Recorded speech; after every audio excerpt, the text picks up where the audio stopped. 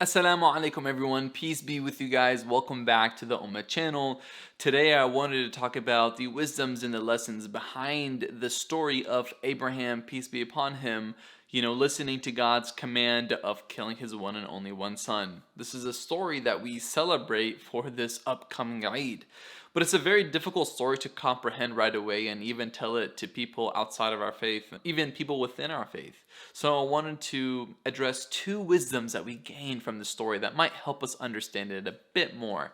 One thing that it's a very obvious theme within the story is moral compass, meaning that if you have a moral compass, are you willing to uphold those certain morals that come with that by taking action to address those moral issues? For example, let's say you believe that racism is bad. It's part of your moral values. Do you also believe in the action required to fight against racism?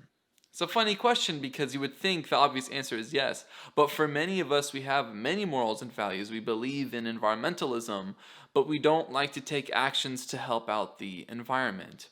This is the same scenario for Abraham, peace be upon him. If you believe in God and God is your moral compass, are you willing to be responsible for the actions that come with that faith or with that God that you supposedly believe in?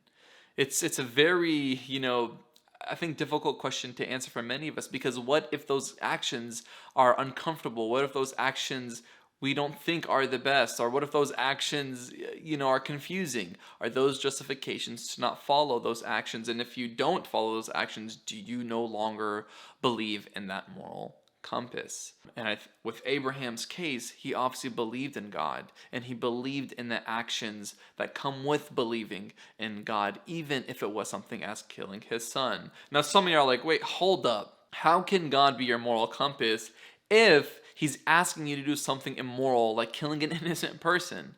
Well, here's where the second lesson comes in.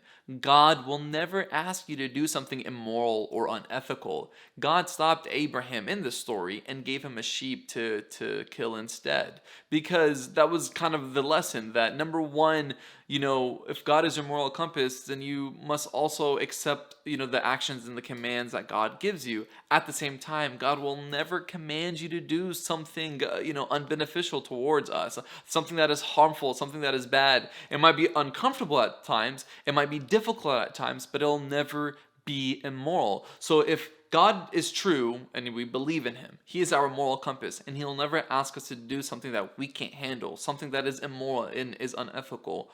What are the excuses that we are left with to not listen to his commands? It's a question we need to ask ourselves and find an answer to, because it's part of our test within our faith. So with that said, I hope that this Eid is a very beneficial Eid to you. You and your family are safe and sound during these difficult times. Kul aam wa antum bkhair and Eid Mubarak.